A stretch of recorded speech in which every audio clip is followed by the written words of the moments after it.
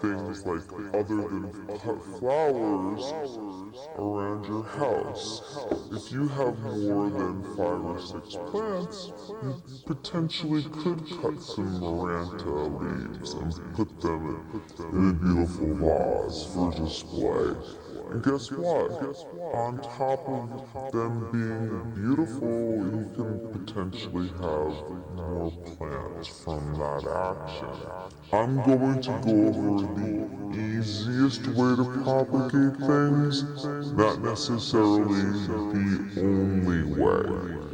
Because there are many ways to propagate plants, and as we learned from the Monstera video, from seed, with ferns, you can use spores.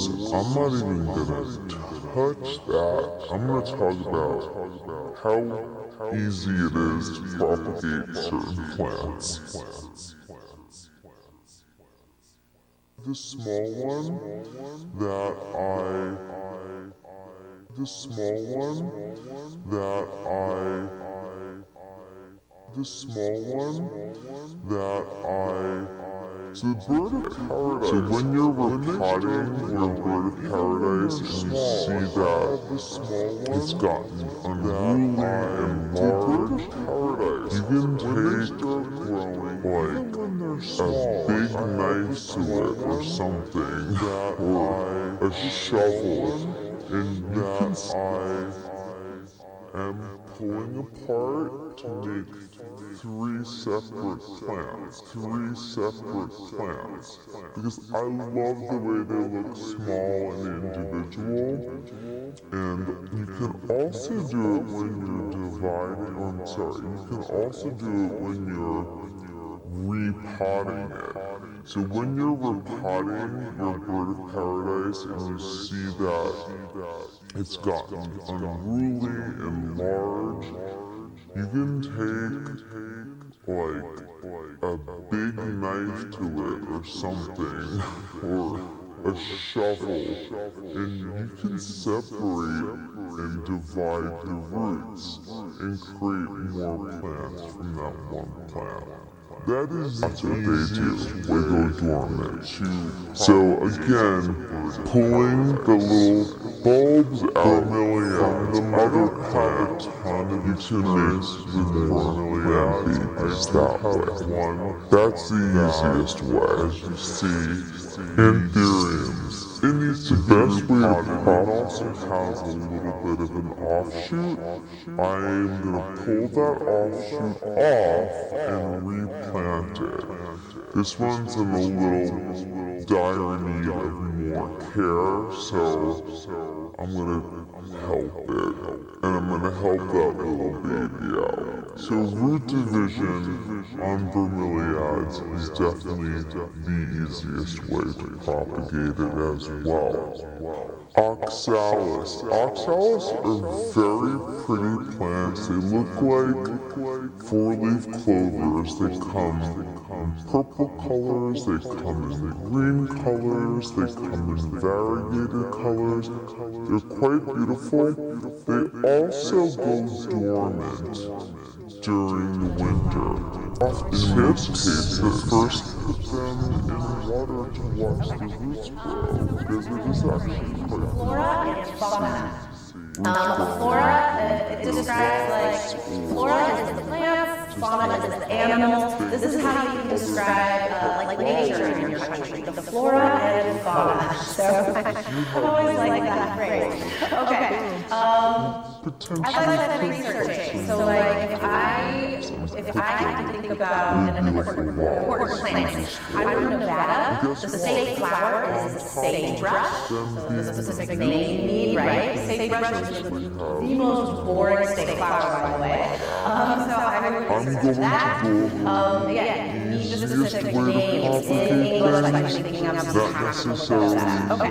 Now, vocab. So perennial plant is a plant that grows for more than 2 years. Okay, you don't have to like dig it up and plant it or do anything special. It'll survive for at least 2 years or more, the blossom of the plant, this is where it flowers. The blossom is usually at the tip of the plant, right? Is the plant an herb? In British English they say herb, which is weird to me, but is it an herb? Like, can you eat it? Does it flavor food?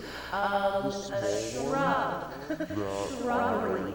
These are bushes, but shrub is a very good word. Guys, remember, I always type out vocabulary so that we can show more videos. All these words have their spell. Also, think about where this plant is grown. Is it in a grow? A grow is just like a large area of the same type of plants, right? So usually like a farm or something, a grove. It can also be in the wild, an area with many plants, much of the same. Does it grow in the wild, or is it cultivated? Cultivated means a person grows it. Is it an orchard, like an apple orchard? An orchard is a farm area with trees, okay? Okay, now if you're saying it's important to your country, say it is imperative or paramount to the economy, for instance, is it rare? Is it a prized possession? I've always liked that adjective, prized. So very special possession, right? To have this expensive, rare plant, for example. If you're just the beauty of it, So again, pulling the little bulbs out really on the other plant, you can make stop. That's the easiest way. See, in theory, it's the best way to process. we can also do that describe flavor, by the way. That is amazing. Exquisite, great adjective. Okay, last phrase. This one's a Maybe this is a little plant that you see everywhere, right? You can say is a predominant species in your country, what have you. So, again, these are all very general. Write down any words or phrases that could apply to your chosen plant that you would like to describe in part 2. Oxalis. Oxalis are very pretty plants. They look like Stay tuned for the next video because I'm going to do just purple that. colors, Alright, they guys, if come you in want all green of these colors, strategies and skill practices colors. for every part of They're your quite beautiful. guaranteed to increase your score. Go to allearsenglish.com In this case, the first 4 inches or so before it gets woody and hardened, you can cut them off and drop balls, strip off the lower leaves, stick those cutting balls in water and let them root. Potting soil mixture, well the same but in a different pot, and you will grow more oxalis that way. Don't despair if you see your plant declining after the fall. That is very normal. That's what they do. They go dormant. So again, pulling the little bulbs out from the mother plant, you can make more plant babies that way. That's the easiest way. Anthuriums. The best way to propagate anthuriums is to stem divide them.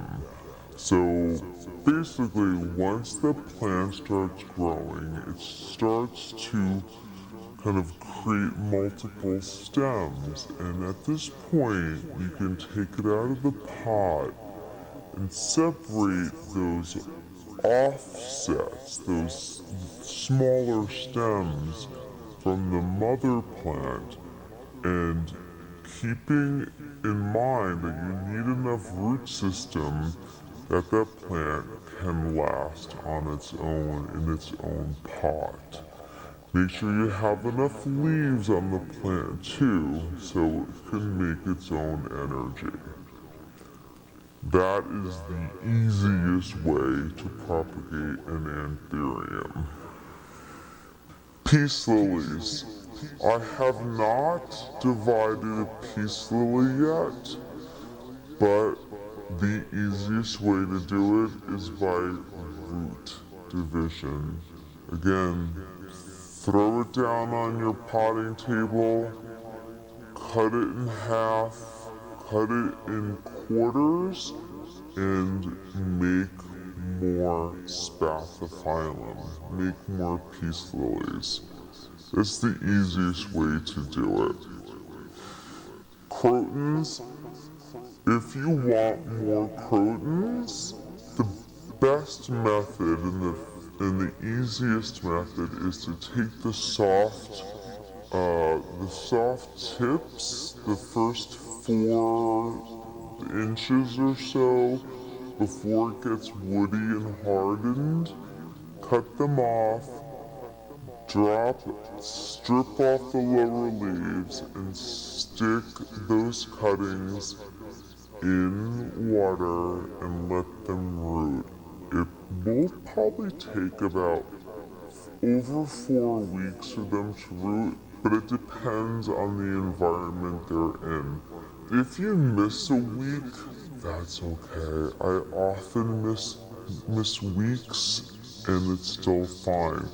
If you find the water's turning green and stinks, yeah, you better change that water because it's not gonna work. Peperomia family. There's a lot of peperomia.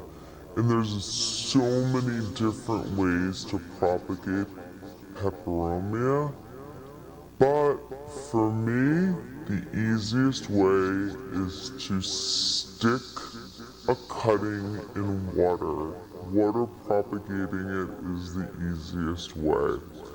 So you'll want to, and you potentially could use a rooting hormone, but you don't have to. I have a watermelon peperomia that's been in water. I have about 5 leaves that have been sitting in this opaque vessel. Nothing for weeks and weeks and weeks until just the other day I saw these beautiful little white roots shooting out of the bottom of the petiole. I was told this is really interesting, somebody on Instagram told me that if you put both those cuttings in with the peperomia, it releases a hormone or a chemical that actually helps the roots develop on the peperomia. So next time, I'm definitely going to do that. So you can take a leaf cutting with a little bit of a petiole still on it, put that in water and root that.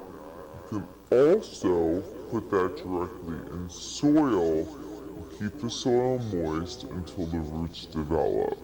So there's 2 ways. I find the water propagation is easier because you can actually see the roots develop, and then you transfer it to soil before the roots get too big. Don't let those roots get past an inch, because peperomia in general have a very like a weak root system, a shallow root system, so you don't need a lot of root in order for them to start rooting in soil.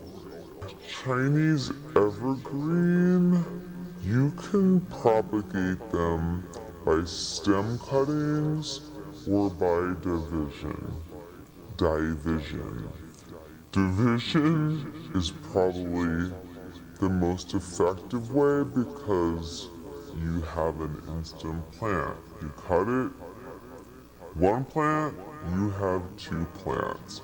But you can do stem cuttings on them as well.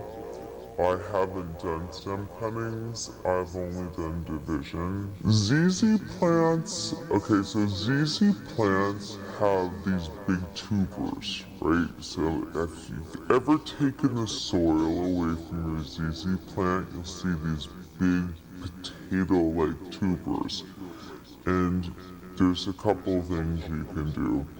You can wait till the ZZ plant starts creating more tubers on the outside of the main kind of root structure, or you can divide the ZZ plant in half.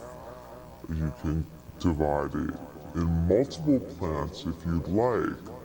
But the easiest thing to do is wait till it grows a little bit and then pull the plant out of the pot and just remove one of the tubers and put that in a new pot.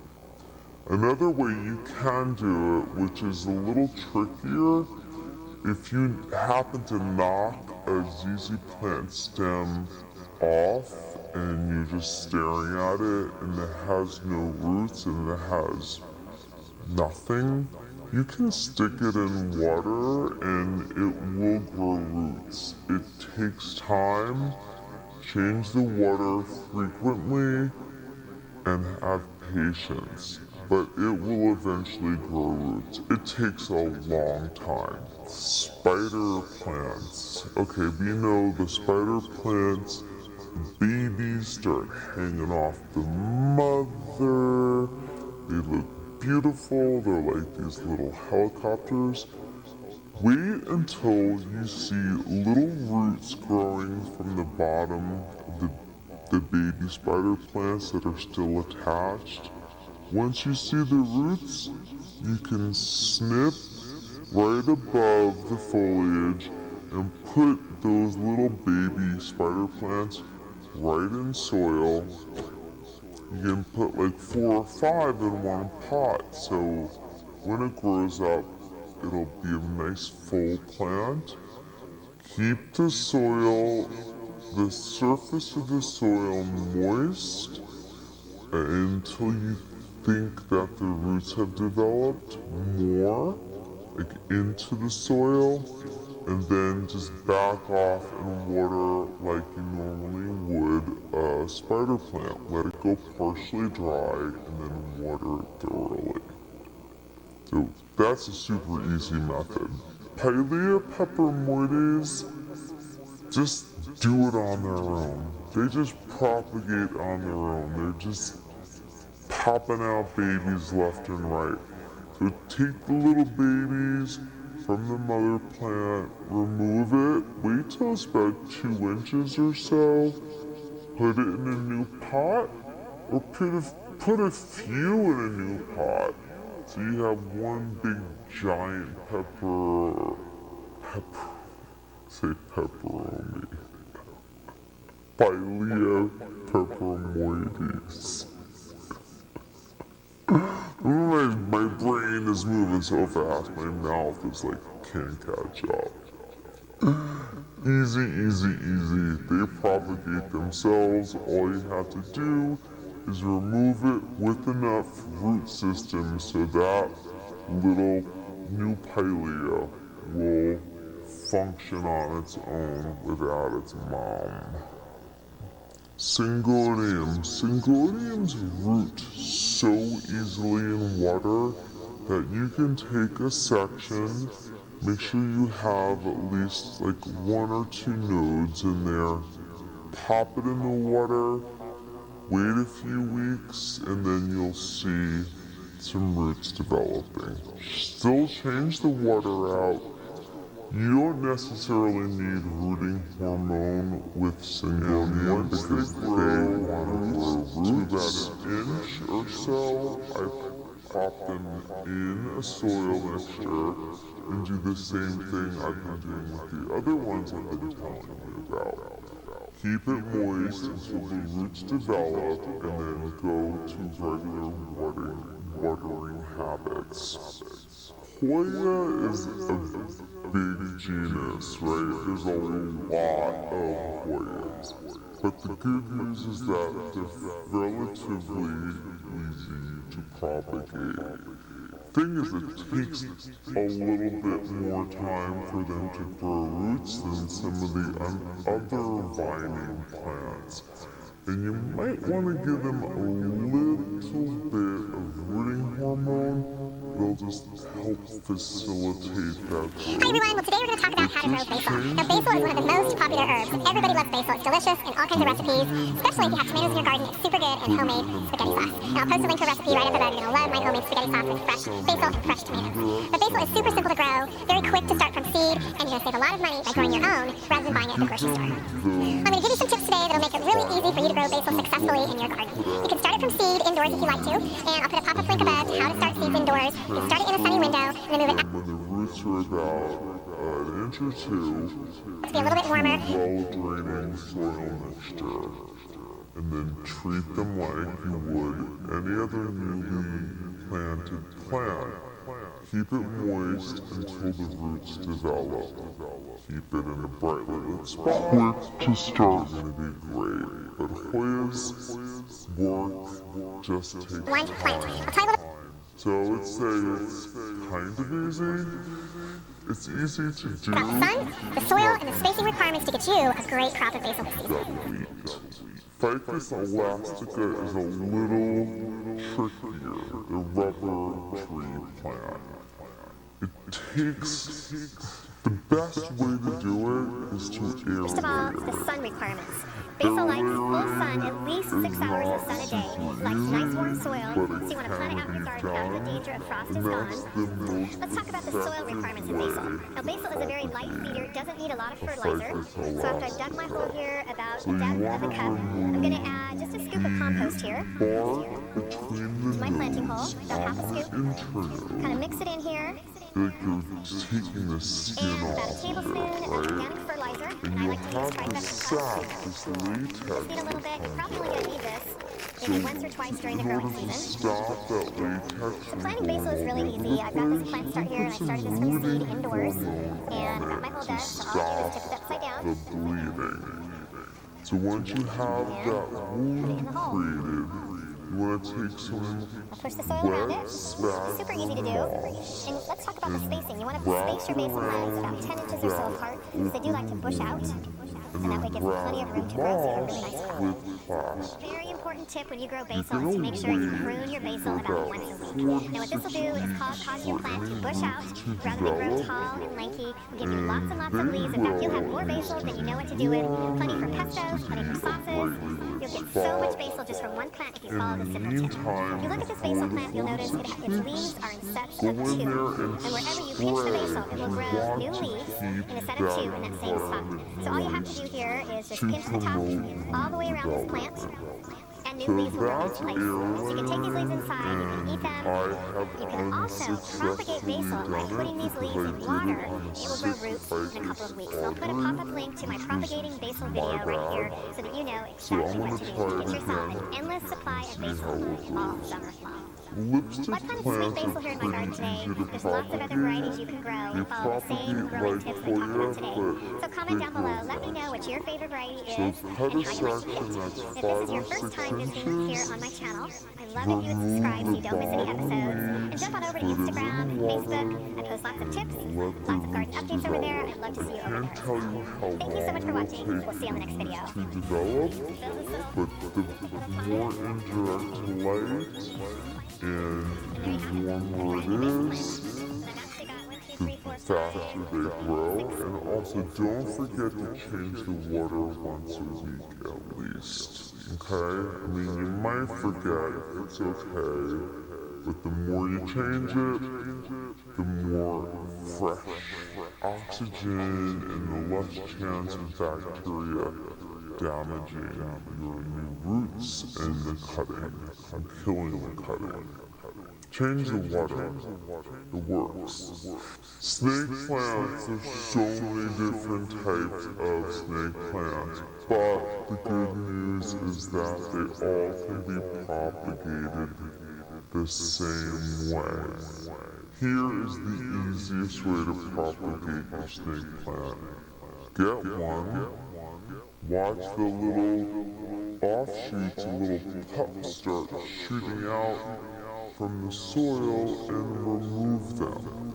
All you do is simply take the whole plant out of the pod and pull away the new baby plant. Wait till it's a little bit bigger. Don't do it when it's so tiny because just give it a chance. Maybe like 5 or 6 inches. Like there's one. Here's one here. I'll show it to you. Wait till it's big enough so it can survive on its own. Remove it, separate it from the mother plant, and then repot it. That's the easiest way. The second easiest way is leaf propagating. So if for some reason a leaf breaks off on a plant, put the leaf in water, cans of water. It takes quite a long time. It's a little bit faster during the summer and the growing season. Put it in water, let the roots develop, and transfer it to a well-drained soil mixture. That's it. Pretty easy. Snake plants. Make sure if I spoke about propagating seeds. A big, full plant. So that's like the first step, is to make sure that that pot is packed with pothos, or synthesized or philodendron. The second, I know they're considered low light